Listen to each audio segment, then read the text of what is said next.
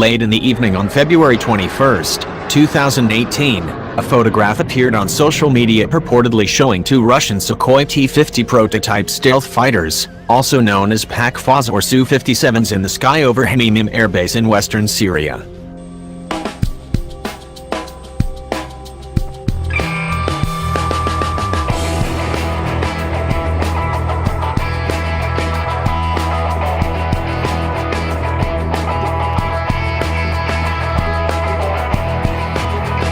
While the photograph was rather blurry and could not be precisely geolocated, by the morning of February 22, two videos appeared on the same social media depicting almost the same scene. A pair of T-50s escorted by a Su-35 interceptor. The authenticity of the photo and videos is still in question. But if T-50s are in Syria, it'll be interesting to see how the Kremlin spins the deployment. Back in November 2017, Russian President Vladimir Putin ordered most of the Russian military contingent in Syria to withdraw, 2 years after Moscow intervened in the ongoing regional war. Despite Putin's order, two T-50s appeared in Syria along with the Russian Air Force A-50 radar plane, 4 Su-25 attack planes, and 4 Su-35s fighters. The warplanes arrived in Syria following weeks of intensive airstrikes by Russian planes targeting areas controlled by anti-regime rebels in Idlib and East Ghouta. In other words, the T-50's deployment could be further proof that Putin's withdrawal order was a lie.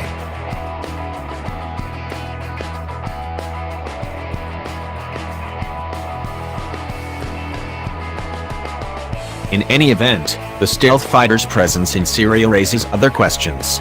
The T-50 program has suffered some long delays since the type's first flight in 2010.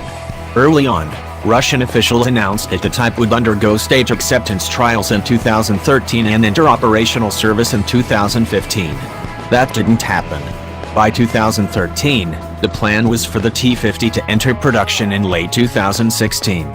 To that end, in 2016 the Tikhomirov Scientific Research Institute of Instrument Design completed 7 N036 radars designed for T-50s, 3 of which were installed on prototypes T-50-3, T-50-4 and T-50-5. All of these were in so-called reduced configuration, which means they had only a front-facing antenna and lacked the side-looking arrays. There has been no testing of the T-50's fire control system nor any live weapons trials for the type. On the contrary, the T-50 has suffered one failure after another. Most of the first 5 prototypes have developed severe structural problems, engine breakdowns and mishaps with cockpit glazing. India had agreed to co-finance the T-50, but well-placed Indian sources reported that the T-50's engines were unreliable, its radar inadequate and its stealth features badly engineered. Unsurprisingly, Moscow and Sukhoi failed to agree on further Indian financing. The Indians have instead asked for information from the United States regarding its F-35 stealth fighter. But it doesn't follow it like it should be. So I'm like, oh, there you are, but then it's for the 9X, like, I got you. And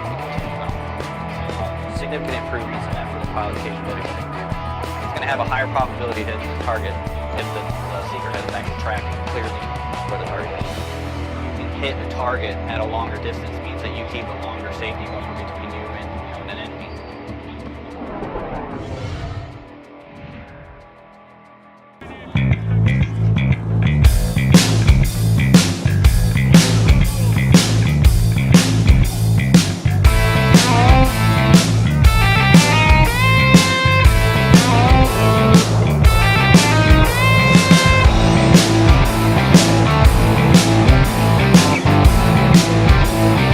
Sukhoi rushed 5 available T-50 prototypes to the Air Force's State Flight Center Base No. 929 at Akhtubinsk in September 2016 to have them flight tested by Russian military pilots. Rumor has it that in the same year, one of the T-50s released a weapon of unknown type from one of its internal stations for the first time. However, no testing was ever confirmed. The prototypes have only appeared carrying dumb bombs or dummy R-77 air-to-air missiles on underwing pylons.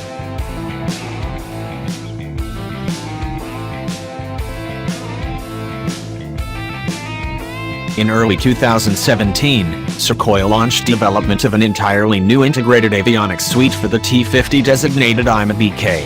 The original integrated avionics suite, under development since 2004, proved insufficient. The IMA-BK suite is years away from entering service. Later in 2017, Mikhail Prigozhin, CEO of United Aircraft Company, the consortium controlling Sukhoi and all of the Russian aviation industry, left his position. Prigozhin was the only UAC director with industrial management skills. To say that this collapsed the entire T-50 project would be an understatement. The Ministry of Defense in Moscow in late 2017 slashed T-50 procurement to just 12 copies for now. These 12 prototypes are supposed to undergo further research and development by 2025. Considering that Sukhoi has already assembled at least 10 of these, this means that production has essentially been terminated.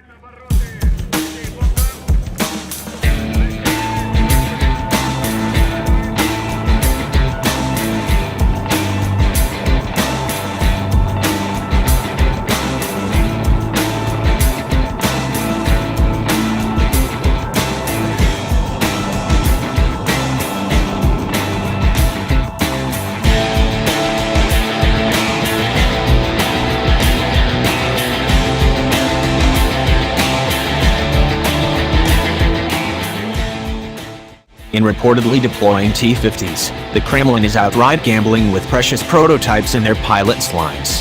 It has sent into an active combat zone 2 supposedly stealth fighters that are anything but stealthy, that possess inadequate and incomplete sensors, incomplete fire control systems and self-protection suites, no operational integrated avionics, and are powered by unreliable engines. They have undertaken hardly any weapons separation testing except for 2 types of free-fall dumb bombs and lack any other operational weapons bar their 30mm internal cannons. On the top of that, the aircraft is then going to be flown by pilots who lack any doctrine or tactics for the type and who cannot depend upon the plane's avionics and other systems. An expert told Business Insider that it could be used to spy on the US's F-22 stealth fighter.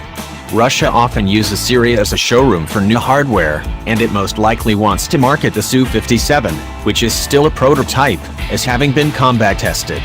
But the Su-57 isn't ready for combat, and Russia has only 12 of the jets on order as it seeks to fund to expand the program. Videos on social media appear to show Russia's Su-57, a prototype of a new, 5th-generation fighter jet, operating in Syria, and it could be a direct threat to U.S. stealth aircraft like the F-22. Justin Bronk, a combat aircraft expert at the Royal United Services Institute, told Business Insider that initial attempts to geolocate Su-57s shown in the video indicated the deployment might be authentic. He also said any deployment could be a cynical move to boost Russia's military sales while gaining valuable intelligence on the F-22.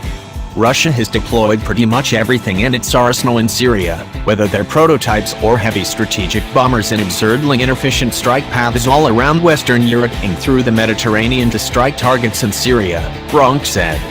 Indeed, Russia often uses Syria as a showroom for its military exports. It has deployed advanced, complicated systems like submarine-launched cruise missiles, which are designed for high-end naval warfighting against unsophisticated, basically defenseless targets in Syria. On more regular bomb runs, Russia simply drops unguided munitions from Cold War-era fighter jets, which are frequently accused of killing civilians in places like hospitals.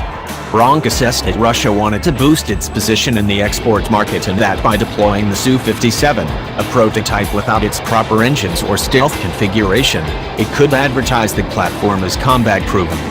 Though Bronk said the Su-57 was certainly not combat-proven in the sense of showing it can take on Western fighters, which is its intended purpose, the plane technically will have participated in combat.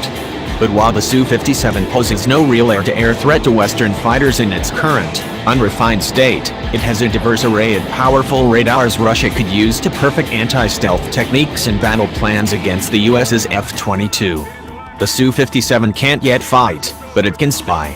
According to Bronk, one of the main challenges for the Su-57 is integrating the plane's really quite innovative radar arrangement. He said it would be a great opportunity to test the configuration in Syria, where a large number of F-22 stealth jets operate. The skies over Iraq and specifically Syria have just been a treasure trove for them to see how we operate, Lieutenant General Marilyn Jamison said at an Air Force Association briefing hosted by the Mitchell Institute for Aerospace Studies in January. Our adversaries are watching us, they were learning from us, Jamison said. With the apparent deployment of the Su-57, Russia may be teaching its best pilots in its newest plane how to stalk and fight F-22s, which would rely on stealth as their major advantage in combat with more maneuverable Russian jets. But Bronk said deploying Su-57s in Syria would be a double-edged sword for Russia. That, Bronk said, is because not only would Russia be able to scope out the US's stealth fighters, but their presence in Syria would give the US a chance to see how the F-22s respond to Russia's new jet and allow Western aircraft time to collect signals intelligence on what those radars are doing.